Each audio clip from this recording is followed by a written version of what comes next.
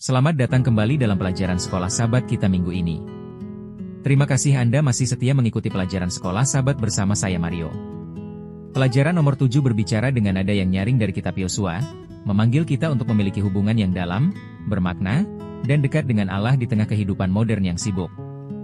Judul pelajaran ini adalah Kesetiaan Tertinggi, beribadah di zona perang. Kitab Yosua pasal 5 menunjukkan sebuah kebenaran rohani yang luar biasa. Sebelum Israel berperang, Yosua berhenti untuk beribadah. Ia menyunat bangsa itu, merayakan Paskah, membangun mezbah, dan menegakkan kemah suci. Mengapa? Karena Yosua tahu bahwa kemenangan sejati tidak datang dari kekuatan pedang, tetapi dari kehadiran Allah di tengah umatnya. Pelajaran ini menegaskan satu hal penting, pastikan prioritas kita benar, dan luangkan waktu untuk bersama Tuhan.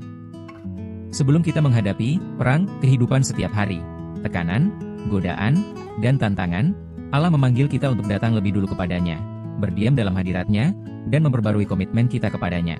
Sebelum lebih lanjut, saya ajak Anda untuk subscribe channel ini, like dan komen. Bila Anda terberkati, Anda bisa share konten ini kepada orang lain.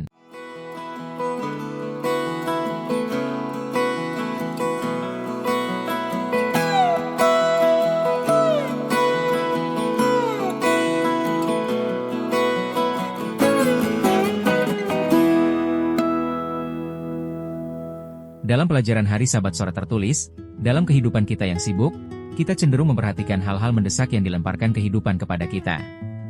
Seringkali kita gagal menyediakan waktu berkualitas untuk memperbarui komitmen kita kepada Allah, untuk berhenti sejenak dan mengucap syukur atas apa yang telah dan terus Ia lakukan bagi kita setiap hari.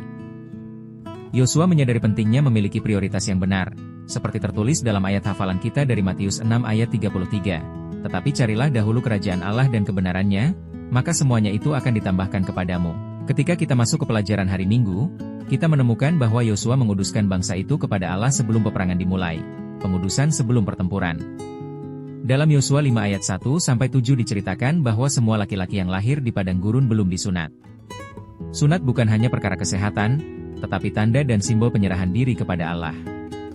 Dalam Roma 4 ayat 1-11, Abraham disebut menerima tanda sunat sebagai meterai kebenaran karena iman. Jadi bagi Abraham, sunat adalah tanda percaya pada pemenuhan perjanjian Allah. Demikian pula, Yosua menyunat generasi baru sebagai lambang pembaruan perjanjian sebelum mereka memasuki tanah perjanjian. Catatan pelajaran hari Minggu menjelaskan, setelah menyeberangi sungai Yordan dengan ajaib, kita mungkin berharap mereka langsung berperang. Namun ada sesuatu yang lebih penting dari kemenangan militer, yaitu perjanjian Israel dengan Allah. Sebelum generasi baru itu menaklukkan tanah, mereka harus sadar akan hubungan khusus mereka dengan Sang Pencipta. Pembaruan tanda perjanjian itu adalah tanggapan atas kasih karunia Allah yang telah membawa mereka menyeberangi Yordan dengan selamat.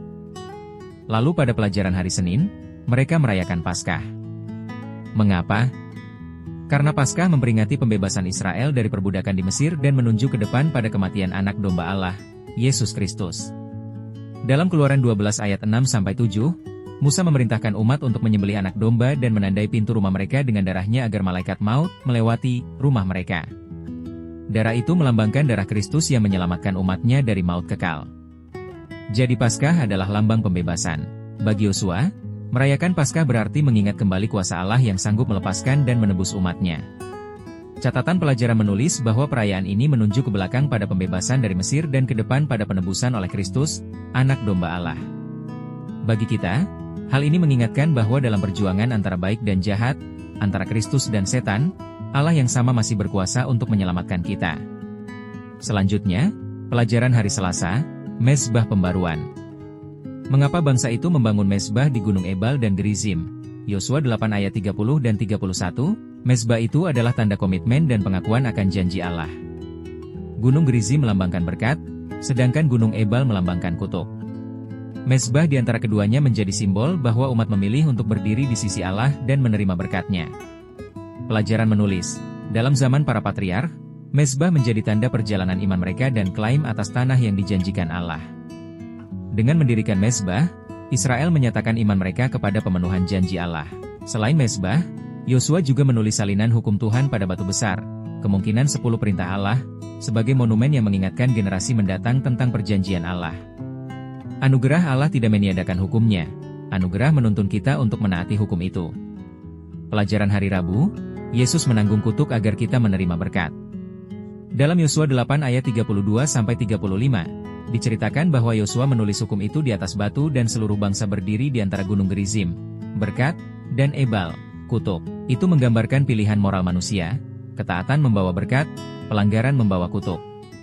Bukan karena Allah ingin mengutuk, tetapi karena pelanggaran hukum Allah secara alami membawa penderitaan dan kehancuran. Hukum Allah adalah pagar pengaman yang menjaga kebahagiaan kita, bukan belenggu. Ketika kita menaati hukumnya, kita hidup dalam damai dan sukacita sejati. Mazmur 16 ayat 11 mengatakan, di hadapan MU ada sukacita berlimpah-limpah. Yesus berkata dalam Yohanes 10 ayat 10, Aku datang supaya mereka mempunyai hidup, dan mempunyainya dalam segala kelimpahan. Catatan pelajaran menegaskan, kita manusia mudah lupa. Karena itu Allah memberi peringatan-peringatan, seperti Paskah dahulu, dan sekarang perjamuan kudus bagi kita, agar kita jangan lupa karya penebusan Kristus di salib. Tanpa salib Kristus, dosa akan menghancurkan umat manusia. Tetapi kematian Kristus menjadi tebusan bagi seluruh umat manusia dan menjaga dunia ini dari kehancuran total. Pelajaran hari Kamis, tabernakel didirikan di Silo, Yosua 18 ayat 1 dan 2. Sebelum tanah dibagi kepada 7 suku yang tersisa, Yosua terlebih dahulu mendirikan kemah pertemuan, tabernakel, di Silo.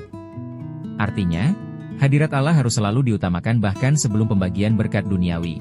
Sunat melambangkan umat yang dikuduskan, mezbah melambangkan penyerahan diri, Paskah melambangkan ingatan atas karya Allah, dan tabernakel melambangkan hadirat Allah di tengah umatnya.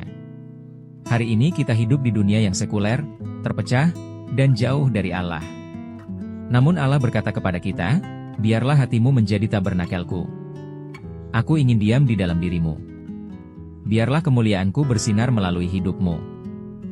Kristus yang melayani di sanktuari sejati di surga, Ibrani 7 ayat 25, ingin tinggal di hati kita melalui Roh Kudus. Sebelum kita menghadapi kesibukan hidup dan peperangan rohani setiap hari, datanglah terlebih dahulu kepadanya.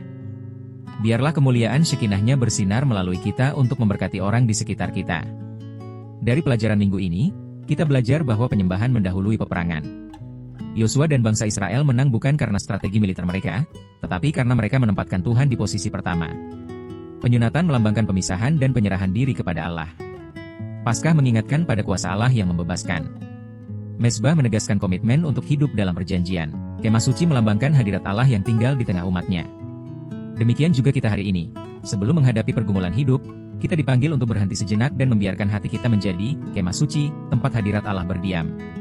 Kesetiaan tertinggi bukan hanya soal pertempuran besar, tetapi tentang memilih setiap hari untuk menempatkan Allah sebagai prioritas pertama dalam hidup kita.